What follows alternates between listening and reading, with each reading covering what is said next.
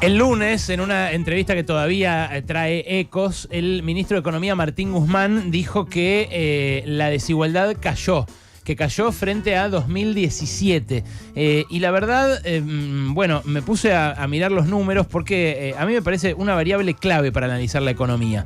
Es cierto, la pobreza en la última medición cayó, pero también la pobreza está muchísimo más alta que en 2017 con menos desempleo, lo cual ya a mí me sembraba un interrogante como observador de la economía. ¿Cómo puede ser que haya menos desempleo que en 2017, pero mucha más pobreza? Bueno, la verdad es que la desigualdad no cayó. Si uno la mide en términos de las personas, que es como lo mide el INDEC, lo que ocurre es que la desigualdad está en un nivel idéntico al que había en 2017. Es decir, antes de la debacle del macrismo, antes de el ajuste feroz que sufrieron los ingresos en los últimos 2 años del macrismo y en estos primeros 2 años de Alberto Fernández, que fueron los de la pandemia también, y eso por supuesto también lo tiñe todo. Ahora, la verdad es que la brecha entre el 10% que más gana de la sociedad y el 10% que menos gana es el mismo que a mediados del macrismo, es 17 veces. Esto podría haberse reducido, porque de hecho el Frente de Todos fue votado para que se reduzca, y también se podría haber reducido si hubiera habido políticas activas para hacerlo, bueno, la verdad en un plano estuvieron durante la pandemia, pero luego se retiraron y faltaron claramente durante el año pasado, que fue un año de crecimiento récord, de rebote de la pospandemia. Bueno, ayer salió un dato que se agrega a esto, que se agrega al índice de Gini. El índice de Gini es otra forma de ver la brecha de ingresos, y la verdad que el índice de Gini, es cierto, bajó en la última medición, en el último trimestre de 2021, pero está también idéntico a lo que estuvo en 2017. Y la verdad que también hay otra cosa. Durante todo el gobierno de Alberto Fernández estuvo más alto que durante el gobierno de Macri. O sea que la desigualdad hasta ahora imperante fue mayor que la que había en el gobierno que el Frente de Todos considera de derecha, excluyente y enemigo de los más pobres, de los más humildes. Bueno, ayer salió un dato adicional que para mí resulta demoledor respecto de la política económica del Frente de Todos. Ayer salió el reparto funcional del ingreso, la distribución entre el trabajo y el capital del producto que genera la economía. Y ahí lo que se ve es algo realmente pasmoso. Ahí lo que se ve es que entre 2020 y 2021 los asalariados recortaron su porción del PBI del 48% al 43%. Y que los patrones la incrementaron del 50,5% al 54%. Para encontrar una participación menor de los trabajadores en el PBI, recuerdan ustedes que en su momento Cristina Fernández de Kirchner se jactó de haber llegado al 50-50, ¿no? Al 50% para los trabajadores y el 50% para los empresarios. Algo que es raro, el peronismo en general siempre se ha jactado de lograr. Es cierto, es el que mejor reparto consiguió en la historia argentina del producto entre trabajadores y empresarios, pero también está mal que se reparta 50-50 entre empresarios y trabajadores, porque los trabajadores somos muchísimo más, somos millones, y del otro lado hay muy poquitos dueños del capital. Pero ponele que sea deseable el 50-50. Bueno, para encontrar una participación en el ingreso nacional de los asalariados más baja que este 43% al que cayó a finales del año pasado, hay que remontarse hasta la crisis internacional de 2008, cuando había sido del 40,8%. Después, para atrás, lo que se ven son todas participaciones menores a esa. ¿Por qué? Y bueno, porque durante el gobierno de Néstor Kirchner los salarios eran muy bajos, como ahora. Había crecimiento a tasas chinas, había una economía que generaba millones de empleos, a diferencia del actual, que generó cientos de miles de empleos en estos 2 años, pero no genera millones como generaba en ese momento. Y había una participación en el ingreso inferior al 40% durante todo el kirchnerismo. Bueno, ni que hablar en los 90. En los 90 también se mantuvo estacionada por debajo del 40% por la convertibilidad.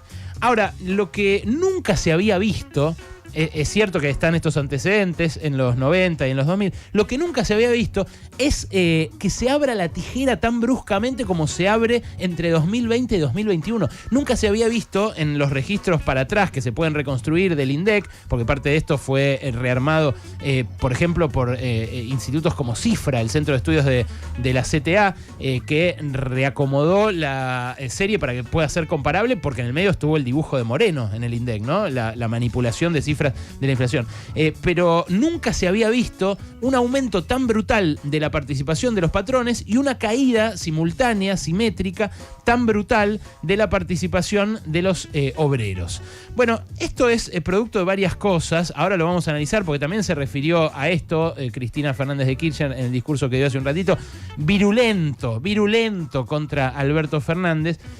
Pero también se ve en otro indicador que también ayer publicó el INDEC, que es cuánto pesa el consumo en el PBI. Claro, como cae la participación asalariada, cae también brutalmente el consumo, pero fíjate de qué manera. Durante la pandemia, cuando la economía se desplomó, el consumo cayó más todavía que la economía. Y en el año siguiente a la pandemia, cuando la economía voló y se recuperó con la misma magnitud, el consumo creció menos de lo que creció la economía. Entonces, hoy tenemos una participación del consumo en el PBI, que es obviamente reflejo de lo que pesan los salarios, que es muy inferior a la que había en 2019, ya no contra el promedio del macrismo, sino contra el inicio del gobierno de Alberto Fernández. Eso lo que muestra es que este gobierno en distribución del ingreso fracasó. Que si lo que quería era repartir mejor la torta, hizo todo lo contrario. Y es cierto, parte de la responsabilidad la tiene la pandemia, pero no la tiene toda, no la tiene toda.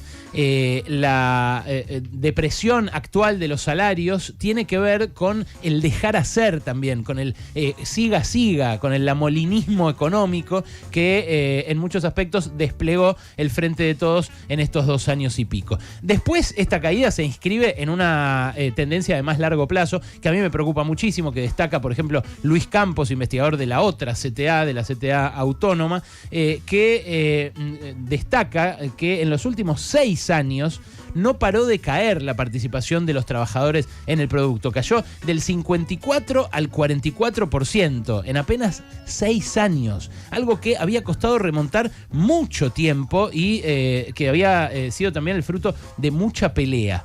Bueno, en estos años en los que cayó fuertemente el salario, cerca de un 20% en términos reales, estoy hablando del salario promedio, también lo que pasó es que cambió la forma de trabajar. Creció mucho el empleo por cuenta propia. Y el empleo por cuenta propia es un empleo de subsistencia, por lo general, el que hace la changa, el que busca la vida, el que vende algo informalmente o que tiene un emprendimiento, pero que así como percude el ingreso de los asalariados, porque achica la porción de los asalariados y se agranda la de los cuentapropistas, no afecta la de los patrones. ¿Por qué? Porque la vía a través de la cual se enriquecen los dueños del capital en la Argentina ya no es solamente el pagarles sueldos bajos o explotar a empleados en relación de dependencia con ellos.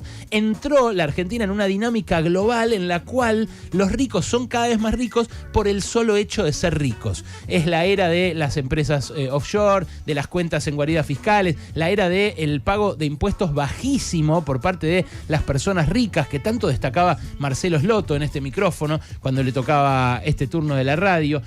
La pregunta es si hay posibilidad de modificar algo de eso desde el poder, porque la profunda transferencia de riqueza y de ingresos que se está registrando del trabajo al capital no se resuelve, como bien dicen estos analistas, ni con un adelanto de las paritarias, ni con un aumento de suma fija. Es una cuestión mucho más de fondo que este gobierno tiene todavía la oportunidad de discutir.